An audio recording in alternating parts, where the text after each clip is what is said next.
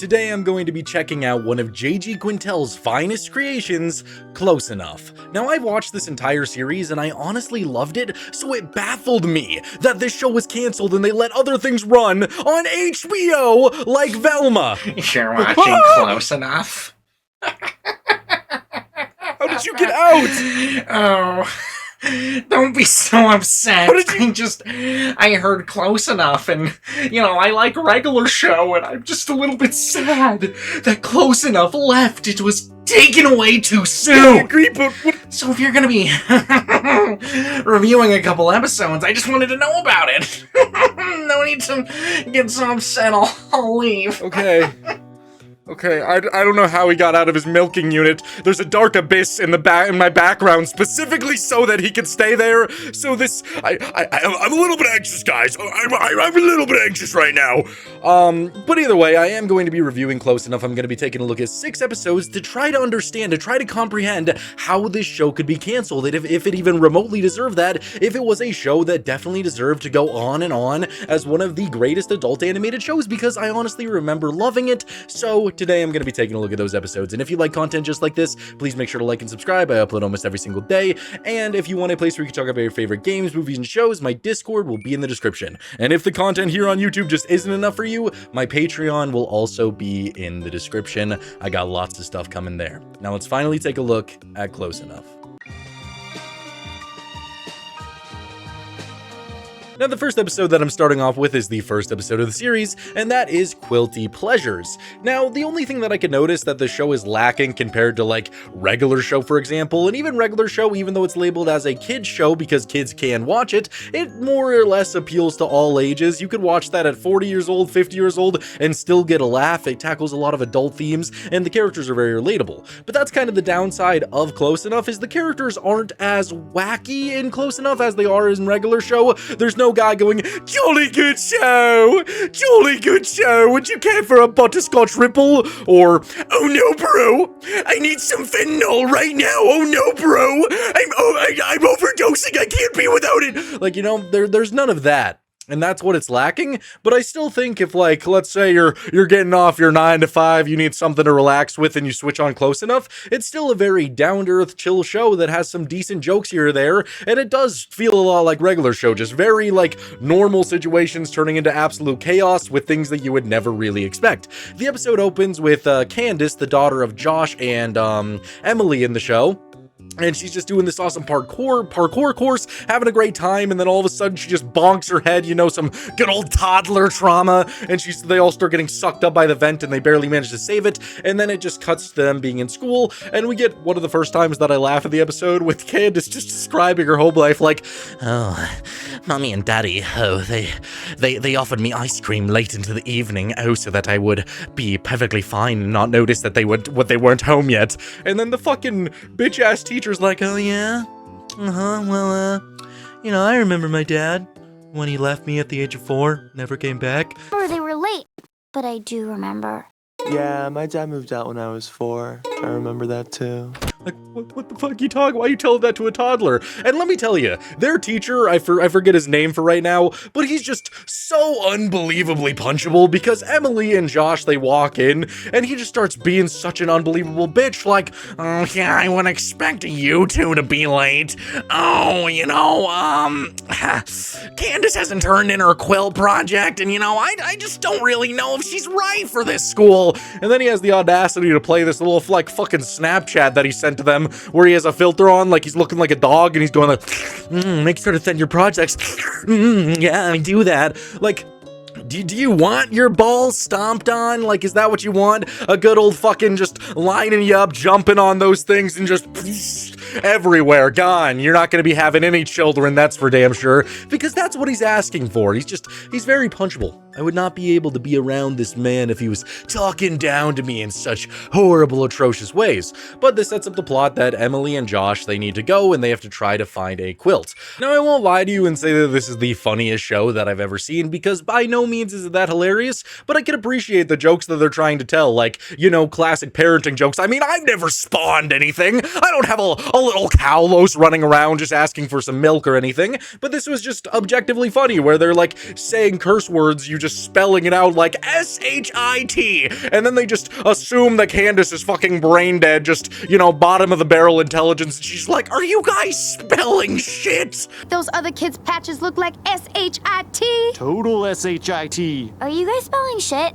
Just be real with me. Like, I like that. It's just casual humor. It doesn't need to be some big thing. It's just a casual, fun joke. And then they go and they find Bridget and Alex, two of their roommates that they live with, other characters in the show, and they ask them to babysit for Candace. And it's just more jokes here, just classic stuff where Bridget is like, oh guys, you can't possibly make me watch your child. I have to get off tonight. Like, I can't do that. Like, I gotta get off. And then Alex is like, get off. Oh, you don't even work. What are you talking about? She's like, maybe read between the lines, buddy. And he's like, you're talking about orgasming. I know you're talking about orgasming. Yeah, I like it. It's funny. And then they just throw them out of the fucking car and just ditch their daughter on the side of the road. So Bridget and Alex have to watch the kid. That side of the episode is just kind of whatever. It's not really even a B plot. There's like, I don't know, 45 seconds given to that where Candace abandons them, just runs away to their other characters in the show, and she makes like a really cool art puzzle for this guy, and he's like, oh, kids are the future! But it kinda does, and... Here's a heart. Eureka! Children are the future. Oh, Lord! Yeah, that was great.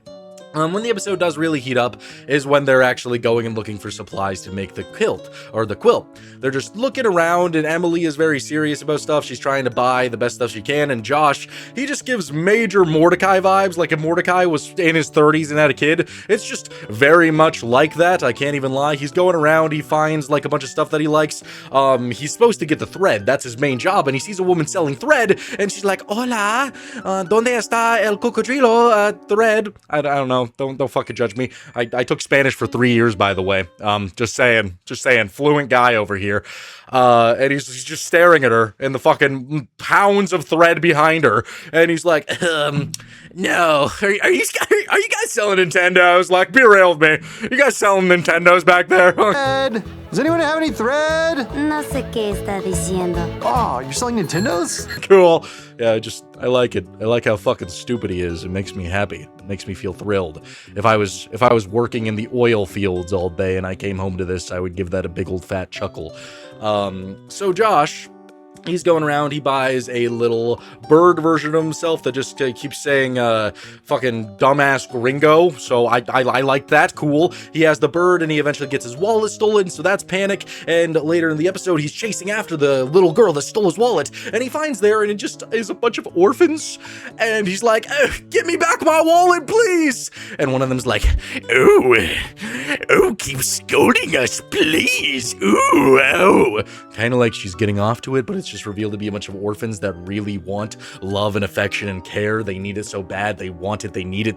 They crave it, and they just want to be parented. So that's a little bit odd, you know, but oh well. So they agree to parent the orphans because the orphans know how to make quilts really well. So they like set up a little sweatshop, and they're like, you know, we got these children working for us, but we're doing it all for Candace. Oh yeah. You know, they're just singing a little jig, hitting a little jig while they're forming their own little sweatshop, which was objectively kind of funny. I liked it. It was just a fun little montage of singing, having a good time. And then Josh and Emily, in front of all of these children, they decide, wow, this is a lovely time to just, you know, have some good old-fashioned day up inside me. So they just, you know, start canoodling, getting down to it, just having that dirty, nasty coitus, having a great time. And they do that, and one of the kids is even watching. He's like, Scott like you. He liked that a lot, and then they wake up. And this is like one of the craziest fucking reveals that I've ever seen in any show, because they're all old! The quilt. Remember? They're all really old. They're like all a bunch of like really old, small little people. Why? How do they even like keep that up? Like, were they wearing makeup, or did just the sun beating off them? They're like, oh god, the lights, it burns. Oh, my wrinkles, they're returning to me. Yeah, but they're all really old, and they just really crave parenting, so Josh and Emily, they try to escape with the quilt, and Bird Josh, he pulls off the ultimate save, and then a fucking eagle emerges and kills Bird Josh! Fuck! You know? Like, it's just one of the saddest deaths I've ever seen. But Emily and Josh, they do manage to escape these hordes of old people that are pretending to be impoverished children, which is very odd. And then they go back and they find Candace, and she's already apparently made a quilt, and it's just her parents in the nude. What child would do such a thing? What child would do such a thing? Like, it's just a little bit odd to me. Like, oh yes, man, I got to make my project. Oh yes, I'm 4 years old. I haven't gained consciousness. Yes. Oh yes, mommy. Oh, let's draw her big old fat bazungas in that vag. Oh yes, daddy. Oh yes, he's naked too. Ooh, let's get him a little slinky of a cock, and then I'll draw myself naked as well. Like, what's going on in that little child's mind to do something like that? Either way, that's the end of the episode. It just ends with that little joke that she made her own quilt, and it turned out to be quite the travesty. But overall, I thought it was pretty fun. Like, it's not the best thing that I've ever seen, that's for sure. And it feels like because this was the first episode, they were trying to get as much of the character stuff going on as possible. I have seen way better episodes of Close Enough, but I still feel like there was a lot to like here. There were a couple of jokes that hit for me. The progression of the episode was still pretty decent. It just has that feeling of, oh man, it's just such a natural situation. Then it just evolves into absolute chaos with just many fucking impoverished old people just chasing you down, wanting you really bad to parent them. Like, oh yes, oh tell me to go to my room, oh it feels so good when you tell me that. It's just odd, but I liked it. If I was to rate this episode 1 to 10, I would probably give it a solid 7 out of 10. It's not the best thing I've ever seen, but it's good. Taking a look at one of the worst episodes in the series, which is Men Rock. The episode opens with Emily and Bridget just singing this song about how cool men are. Your ponytail looks like doors. You know, just like giving men that good old fashioned, you know, just making them feel appreciated. Singing to nobody, but they're imagining that they're singing to a lot of people. And Josh posts their performance online, and a country called Cromania really fucks with this shit. They really like it. Oh, so much that they invite Bridget and Emily to their country. Now, we start just layering in the main jokes for the episode, which is just over-the-top sexism, and it's like a very serious topic. There's a lot of countries that do things like this, and it's just not a very good thing to do. I mean, that's pretty self-explanatory. What they do to women is pretty fucking awful. So when a show tackles a subject like this, when you make it so unbelievably over the top, like the characters' flags on the fucking wall literally being shaped like penises, like, but the schlong part, it's a fist, so you got the balls, and it's like that. That's kind of fucking funny. I can't even lie. That's some peak comedy right there. So Emily and Bridget, they go to this country and they keep getting introduced to people that are acting a little bit weird. Like the first guy that they get to see, his name is Merrick, and fucking Josh asks to go to the bathroom, and he's like, oh, yes, have a good shit. Have a good shit. Let me take the women to meet our lovely leader. Oh, let me tell you, he's great man, great heart, wonderful penis. Oh, you'll love him. Like, you know, just saying weird things like that. That's when you start to get those innuendos that something might be going a little bit sour, might be going a little bit wrong. But either way, I'm enjoying myself. So they eventually get all the way to meeting this great leader, and he meets some of the underlings, and they just start handing them fish and stuff. And I don't know, if I went to a foreign country and I was handed a sturgeon to eat fresh, who am I to say? Raw fish, just give me some sturgeons, please. Oh, please.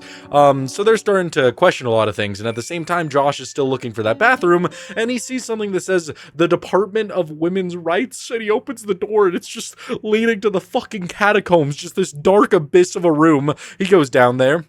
And at the same time, Emily and Bridget, they're talking to the leader of the world, and they're like really focusing on the fact that Emily looks like a housewife, you would describe her, you know, very, very just, you know, well-dressed and just a shitty haircut, all that stuff. And they start pinpointing that, and then you see all the women, and they all kind of look the same. And then they start showing Emily and Bridget their song, like, we love it when we do your chores. And it's just showing a bunch of women basically being treated as slaves.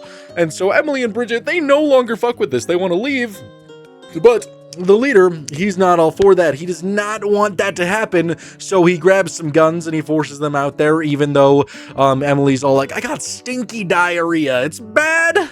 It's real bad. You don't want me going out there. And the leader, he takes this seriously. He's like, oh no, well, we don't want you going out there like that, do it? But the show must go on.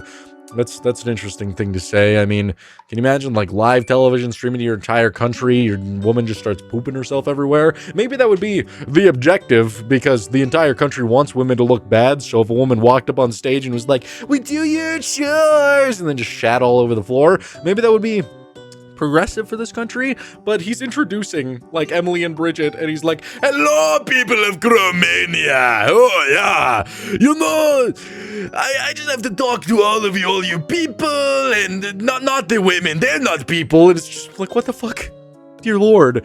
And so Emily and Bridget, they start singing their song, and they see all the women start crying, so they switch it to women rock, and all the women get really empowered by this and just start beating all the men to a bloody pulp, just reducing them to ash. Women! Caesar! Emily, Bridget, and Josh, and Candace, they all make their great escape, and that is when they're about to get captured, they're about to get caught by the evil man, ooh! And Merrick comes in, and he shoots the guy that's about to catch them, and Merrick's like, oh, you know, I just honestly can't believe this, like, who would have fucking thought, like, women, like, doing things, wanting things in life, that's, my mind is fucking blown! Women doing men things, having choices? Oh, you guys can get out of here. Oh, you know, I liked Merrick. He was willing to be progressive and change himself for the better of the female. Yes, wonderful. So then they go back to the little bar that they were singing at initially, and they're singing about Cromania again, and it's like, yeah, women rock, we escaped on the plane, but women, do they rock because they killed every single man there, so go women, but oh no, you know, just stuff like that. And it's definitely an okay episode. Like there's some slow moments in it, but for the majority of the time I was enjoying myself. So who's to say it's really that bad? This is listed with a very low rating on IMDb, and I personally just don't see it. If I was to personally rate this episode 1 to 10, I would give it a solid 6 out of 10. It doesn't do anything amazing, so it's not going to be any higher, but it's slightly better than average. I've seen way worse stuff than this, so a 6 out of 10, that's pretty dang solid. Taking a look at the true worst reviewed episode of Close Enough, that is House Guest from Hell, and the only glaring problem that I could see with this episode is the character that is Becca, Emily's former roommate, who is just really fucking annoying, like one of the most annoying people that I've ever seen in any show, but that's the entire point. She comes into Emily's life and is like, oh, hey girl, like, let me live with you, like guys, right? Like, let me abuse your child and abuse all your friends, and can you make to get me an iced coffee, please? Like, on the double, like, please get me a fucking coffee, you stupid fucking whore. Like, that's basically her entire personality. She's supposed to be annoying, and it just works for me. I'm not gonna hate the episode because an annoying character is being extremely annoying. In some cases, I genuinely can't get through an episode because of how bad a character is, but here, I'm just rooting for her downfall, praying for it, and they have some good subversions that keep me interested throughout the entire episode. The episode opens with Becca coming back in Emily's life. They go out, they get dinner, they're having a great time, while Emily is not. She's getting drunk off wine, and she's finally like, okay, listen, bitch, you need to just dump your boyfriend, get rid of him, okay, he's harassing you. And so Becca does that, and then she immediately moves in with Emily, basically unconsensually, and we do not like unconsensual things around here, that is for sure. So she's living with Emily, and she's just causing a bunch of problems, like, you know, using Candace as a butler, a mini butler, forcing everybody to get her iced coffee and such, and just being a true nuisance. You know, if I was to, like, talk about stomping on that man's balls from earlier, just giving those a good crush, here, I would say, you know, shove a jackhammer up her vag and teach her a good old-fashioned lesson with that nonsense. Because she deserves it. I'm just putting it out there. She deserves it. That is just the way the cookie has to crumble here. And so, she keeps being more annoying, and as Emily is about to say, you need to get out of my house, you stupid bitch, she's like, I'm pregnant. Oh my god, I'm pregnant. So she's now pregnant, and she can now use that as an excuse, and a woman named Hecate moves into the house and is like, and is saying that thy king will rise from the depths of hell.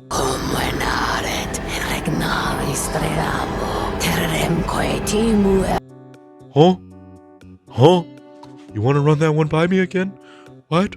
Okay, so she's here to help with the home birth and is talking about the birth of Satan, and that is when Emily calls the father to come and see what is going on with the jam, and that is when little Lucifer himself arrives. Yes, the demonic one! The Satan, he's here! Oh no, bro! So he walks in and he's just kind of like the biggest douchebag you could ever fathom.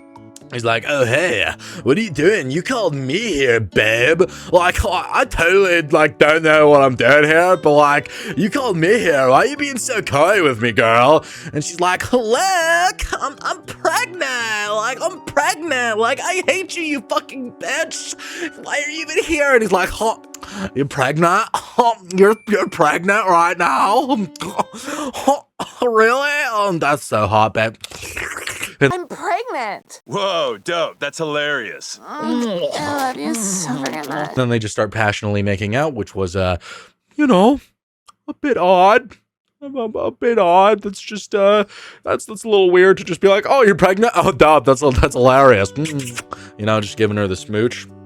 But hey, he's not a deadbeat. He came back for that baby's life. He was willing to put it all on the line just for that little munchkin there, that little itsy bitsy child. He was willing to come back. Even Satan wouldn't abandon his child. If you're watching this video and you have an abandoned child, you think you're special?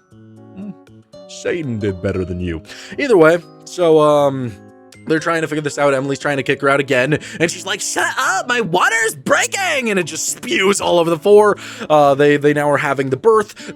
She's in the bed. They're summoning Satan. They're summoning demons. Everything's happening, and that is when Emily decides to say, get out of my house, Becca. Well, Becca's like, you bitch, and the baby's born, and she leaves, and that's pretty much the episode. I left out a couple of details here and there, but overall, it's still pretty decent. I think without the subversion that she's literally having the son of Satan, then it would be a lot less interesting, but for the majority of the time, it's not too shabby. Not too shabby. If I was to rate this episode 1 to 10, I would probably give it a solid 6 out of 10. And does a 6 out of 10 for the worst reviewed episode in the show spell cancellation? Because personally, I don't think so. And you know, I'm not watching this episode because it's like the season finale, and if you want to watch the show and get attached to the characters, then I think you should. But the big finale of the show literally has 2 characters coming together and just being happy again, and they could have told brand new stories, but HBO's like, guys, we really need some fucking Velma in our lives, and some... It's just like Velma just understands. She's a slay pussy boss queen. She understands what we need. I'll never get it. So yeah, worst episode, 6 out of 10. It's just depressing, to be honest. The next episode that I'm going to be taking a look at is Secret Horse, and it's also supposedly one of the worst episodes in the series, and you're probably wondering, why are you looking at all the worst episodes? Aren't you trying to convince me that the show shouldn't have been canceled? Well, I'm looking at the worst episodes and deciding that they're actually not that fucking bad. Like, what was the HBO executive really thinking here? Like, was he watching this shit? And I don't know about view counts or numbers or statistics or anything like that, but all I can really think of is, you know, I was watching this episode and it's pretty fucking good, but we just need to go in a different direction. I'm thinking let's see what's going on in the mind of Seth Rogen and Jonah Hill. I think they'll help us out a lot. Might as well go and give them a good old jorking to make sure they know what they're doing. I don't need innovative stuff. Let's just fucking keep rebooting really shit shows. Like, I just can't fathom it. Like, it'd be one thing if you were, a SpongeBob producer, you're running the SpongeBob show and you're just like, I wonder what they're cooking up today. I wonder if it's good. I wonder if it's beautiful. And SpongeBob's just drinking a gallon of saliva. And if you haven't seen my worst SpongeBob video, he does do that. Or abusing Squidward every single other fucking episode. Yeah, maybe it'd be like, oh, I should take that off the air. But here, no, they just take decent shows off the air, and it pisses me off beyond belief. So this episode honestly has such a funny fucking opening where it's a really windy day in the town that they live in, and there's this horse that comes out of a shed and it just gets fucking lifted into the air. It's just gone in like the span of a second, and I really like what they do with the horse because they give him absurdly fast movement sometimes, and he crashes down into the street when everybody's sad. He walks up to the window and sees all of our characters, and he just gives like the most shit-eating grin ever, and I fucking love it. Ain't nothing can fix him like a horse. It's beautiful, and that gets us going into the episode, and this episode is basically just all the characters trading the horse and using them to better their lives. It starts off with Candace. She gets a little bit jiggy with the horse, uses it to play some games. Who could blame her? She's just having some fun. Nothing really to talk about there very much. And then she hides him in a shed, and Josh is going to work, and he meets the horse, and he's like, "Oh, please don't arrest me, Mr. Horse. Oh no." And the horse isn't obviously going to do anything dirty or nasty to him. So his car isn't working, and he's like, "I'm going to be late. Or am I?" And you know what the answer is? Nay. Nay, Josh. Nay, James Baxter. So he's riding the horse to work. They get there, and I like that he took the time to dress up the horse in a work uniform. They go in there, they finish the job beautifully, wonderfully. They get a not bad from the boss. Good for them. Things are going well. He goes home with the horse and hides it under some pillows, and that is when Bridget finds it. And I just love this. Like, I couldn't imagine finding an obese horse in my house, and my first instinct is like, ew, picture, selfie, like, not, "What are you doing here, Mr. Horse? Please don't do nasty things to me, Mr. Horse, please." She starts taking a pic with it, and then the horse just, like, puts its little hoof up, and it's like, "No." And, like, slams her phone down. And that's when Bridget gets the epiphany. She's just like, "This fucking obese horse is right. He's fucking right." And she's like, ascends to the ethereal plane, just finds out that she's a perfect woman without her phone, starts doing all these things to relax and find zen. She's truly happy. So good for her. I like it. I like that they just take one look at this big old horse with his probably massive horse cock, and they're like, "He must be the Messiah, the man that could save me, the man who could tell me anything." Alex then finds the horse, and they go betting on horse races, and because he's a horse, he knows all the right moves. He knows who to bet on, and they end up winning some money. The Alex portion was probably the lowest part of the episode. It was just kind of boring, especially because they didn't show the victory of the horse race and didn't do a whole lot with it, but it's whatever. And then we have the character Randy finding the horse, and because he sees the horse, he decides, "Oh yes, Mr. Horse, you know the path, you know what we must do." And they go to the roller rink, and he's staring daggers into the horse's eyes, and he feels like he could skate better than he's ever skated because, looking into a beautiful horse face, you're not going to be thinking, "Why the long face?" You're going to be thinking, "I could fucking do this." So he's staring at that horse, and he's able to skate, like, magnificently, and everybody loves him. He's so happy. He then goes home, brings the horse home, and his mom finds the horse, and she's like, "Oh my God, my horse died. You're my new horse. Oh, I love you so much, horse." And they go and solve a crime together because she used to be a cop. That was cool. That was a fine segment. And then Emily finds the horse, and it's probably like the strangest interaction I could ever fathom, because why would you do this? Okay. So imagine you're working your 9 to 5, you're struggling, your boss is saying, "Oh, I need 17 papers on my desk, and I need another 7 by the hour, okay? I need that right now, woman, or you're fucking fired." Okay? Picture that's you. You go outside, you need some fresh air, and you see a really pudgy fucking horse. You take one look at that thing. You just stare at it, stare daggers at it. And initially, you're hesitant. You call animal control, and you're like, "There's a horse in my yard. I need to go now." But then, as you stare further into this horse's eyes, you begin to think about who you really are. You stare and you stare and you stare at every single flab, every single little piece of hair, and all of a sudden you get into psychosis and start imagining you're in fucking Avatar, and you strip down naked and start riding the horse around naked around town. Thanks for reminding me to take time for myself. Mom! Candace! Yep, the most valid reaction to seeing a horse I've ever seen is to just strip down and you're an Avatar. And honestly, this section of the episode was visually a lot of fun, and I thought she was just imagining it until she wakes up from her psychosis and she's actually naked in the living room next to the horse. It's just very odd, and everybody is now seeing that the horse is here, and they're like, "All right, horse, who do you choose?" And the horse just fucking dashes off, just runs away. And I really like the horse running away through traffic. I think it's really funny because he's just galloping super fast. I think it's hilarious. I like it. They manage to find the horse, and they have a farewell, a goodbye, because they realize that the horse bettered all of their lives and he was just there to help them. He vanishes with the wind, and then they turn around and the horse is just releasing a big old stream on the car, pissing everywhere. So he didn't actually vanish, but I liked it. I liked it. It was just fun. That's what I need sometimes. Sometimes you don't need a cynical adult animated show. Sometimes you don't need a main character to just be like, ugh, I fucking hate my life. Oh my god, I hate my family. I hate my job. I hate everything. Sometimes you just need a little bit of whimsy. Sometimes you just need a little bit of horse in your life, you know? A good old-fashioned horse that you could ride around and do things with and get naked. Imagine you're an avatar. What's better than that, really? So yeah, this episode was pretty good. If I was to rate it 1 to 10, I would probably give it an 7 out of 10. 7 out of 10. I think it was fun. There are way better episodes of Close Enough. I just haven't talked about them, but still, for some of the lowest of the barrel, the bottom, like what people consider to be the worst, these are really good episodes.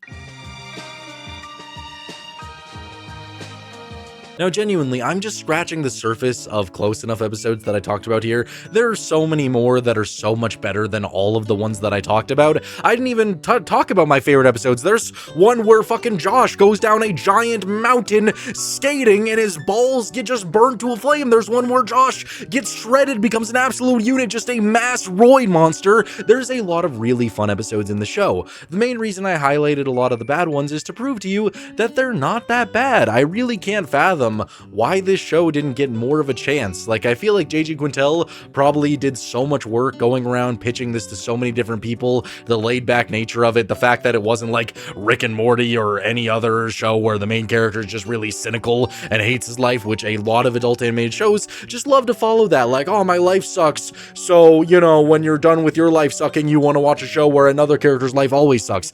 Like, it's just not what I always want. Like, I like some cynical shows, but then again, sometimes you need a little bit of whimsy, and I feel like this show genuinely had a laid-back nature, a relatable nature that was really fun, which is why I'm so sad and angry that Close Enough got taken away. It's very depressing, very depressing. Yeah, I will find the show's producer and just, yeah, give me more, you know? Just that good stuff.